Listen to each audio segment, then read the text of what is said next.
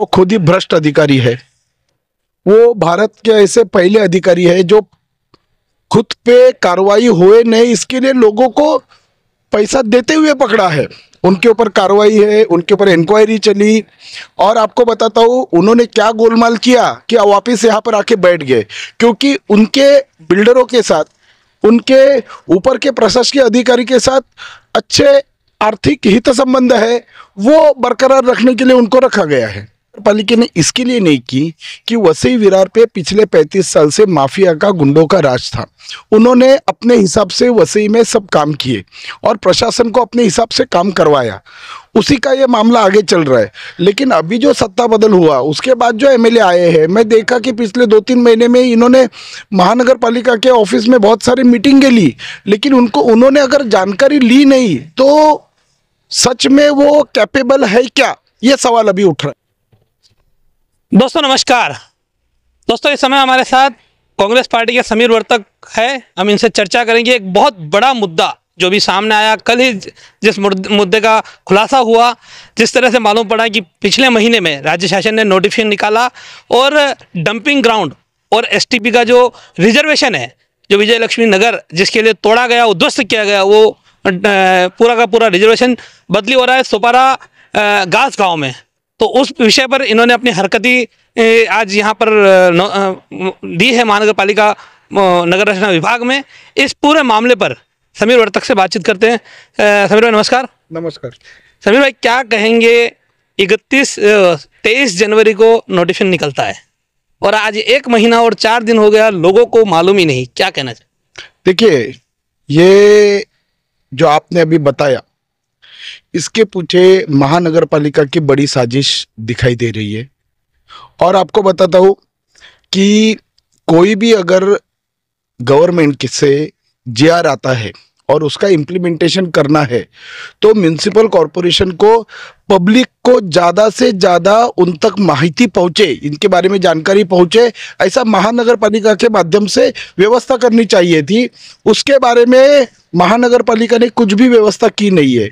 1 महीने पहले ये नोटिफिकेशन आया था, 30 दिन का उसके ऊपर ऑब्जेक्शन और सजेशन के लिए टाइमिंग रहता है।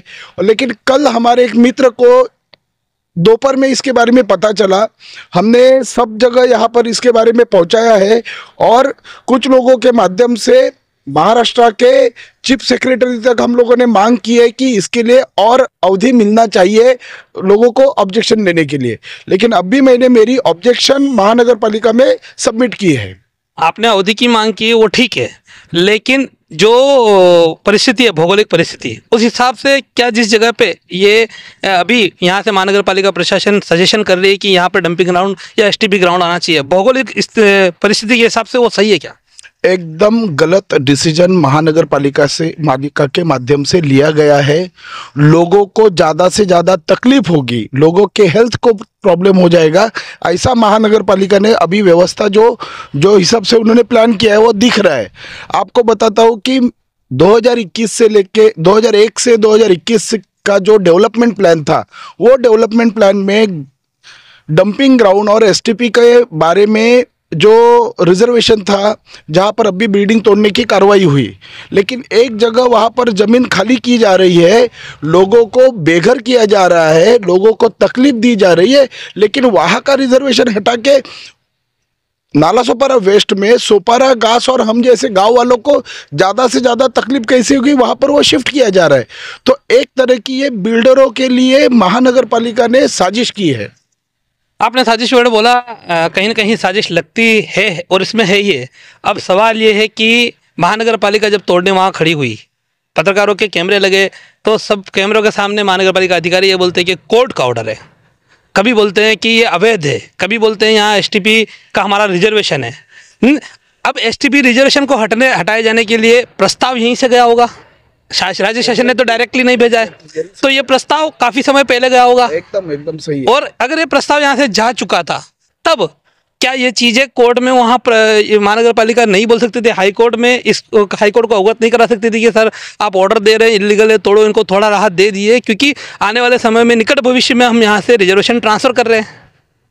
देखिए, यही तो मैं बोल रहा हूँ कि म्युनिसिपल कॉरपोरेशन के जो कमिश्नर है वो लगातार गलत काम किए जा रहे हैं, अपने प्रशासकीय पोस्ट का वो आपको बताता हूँ गैर फायदा ले रहे हैं, जिसकी वजह से उनका पर्सनल कुछ इंटरेस्ट रहेगा बिल्डरों के साथ, इसके लिए इन्होंने किया है।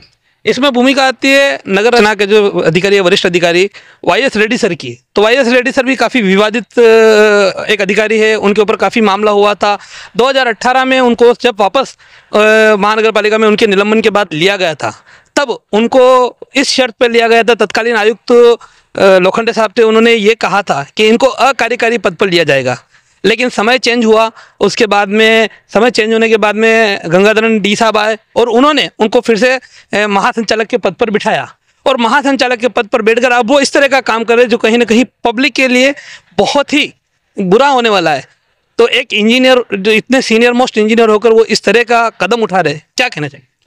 एक तो जिनके बारे में आपने जिक्र किया, जो टाउन प्लानिंग के डायरेक्टर है रेड्डी, एक तो वो खुद ही भ्रष्ट अधिकारी है।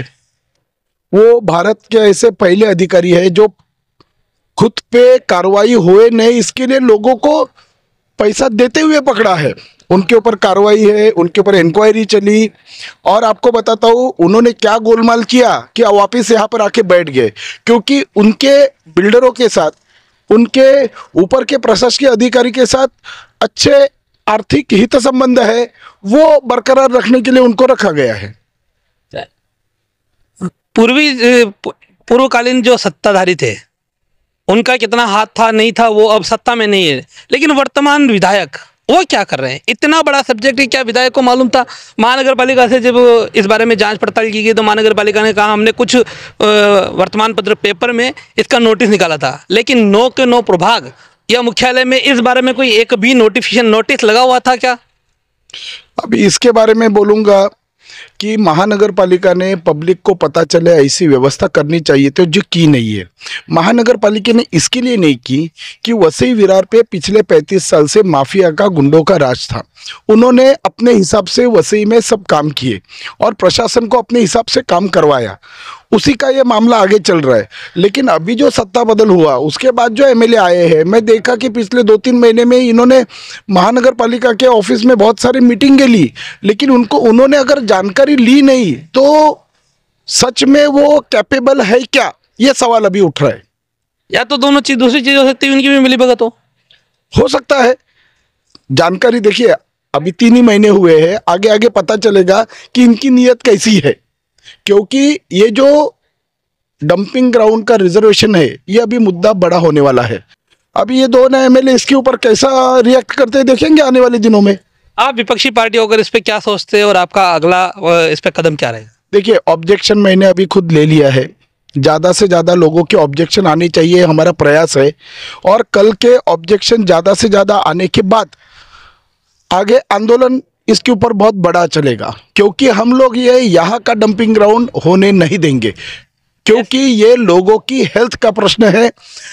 सिटी के सेंटर में डंपिंग ग्राउंड होना एकदम गलत बात है, और ये जो अधिकारी ने गलत काम किया है वो गलत काम हम लोगों तक पहुंचा के बड़ा आंदोलन खड़ा करेंगे। ऐसे ही ऑब्जेक्शन जो 29 गांवों को हटाने को लेकर लिए गए, लेकिन वो भी मामला आज सालों से लटका पड़ा है। क्या लगता है कि इस तरह के मामले निपटारा होगा जल्दी? कल को आयुक्त अपनी बदली लेकर चले जाएंगे और पब्लिक जनता यहाँ परेशानी रहने वाली।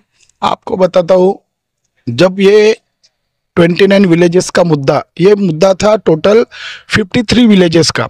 जब पहली बार ये महानगर पालिका स्थापना हुई, कांग्रेस की सरकार थी, मैं खुद अनशन पे बैठा था सरकार के खिलाफ, क्योंकि लोगों को जो चाहिए वो सरकार देख नहीं रही थी। लेकिन हमारे अनशन की वजह से कांग्रेस पार्टी ने तभी अच्छी दखल ली थी और एक सदस्यीय समिति बनाई थी। उसके बाद जनता ने बहुत बड़ा आंदोलन किया और वो आंदोलन का सही उपयोग करके आपको बताता हूँ कि तभी के जो मुख्यमंत्री थे पृथ्वीराज चौहान जी, उन्होंने 29 गांव महानगर पालिका से बाहर निकाले थे। उसके बाद कोर्ट का मामला चल रहा था, लेकिन ये बीजेपी के जो मुख्यमंत्री है देवेंद्र फडणवीस, और अभी जो नगर विकास मंत्री है और लास्ट ईयर जो मुख्यमंत्री थे, उन्होंने ये गाँव वापिस महानगर पालिका में इंक्लूड किए हैं। तो ये मामला पहले कोर्ट में चल रहा था। महाराष्ट्र की सरकार जनता के साथ नहीं है। तो हम बात कर रहे थे समीर वर्तक से, इन्होंने कई मुद्दों पर बात की। सबसे अहम मुद्दा वही है कि एक तरफ 41 बिल्डिंगें तोड़ते चले जा रहे थे, जबकि दूसरी तरफ प्रक्रिया जा रही थी वो आरक्षण वहां से हटाए जाने की। हम पहले दिन से ये आशंका व्यक्त कर रहे थे कि कहीं ऐसा ना हो आगे जाकर ये आरक्षण हट जाए, लेकिन ये मालूम नहीं था कि ये खेल पर्दे के पीछे जारी है, हो जाएगा नहीं है। और ये सब होने के बावजूद भी आयुक्त इन लोगों जो वहाँ पर 41 बिल्डिंग विजय लक्ष्मी नगर में जो लोग दर बदर भटकने को मजबूर हुए, उनके पुनर्वसन के बारे में कोई पॉलिसी नहीं बनाए।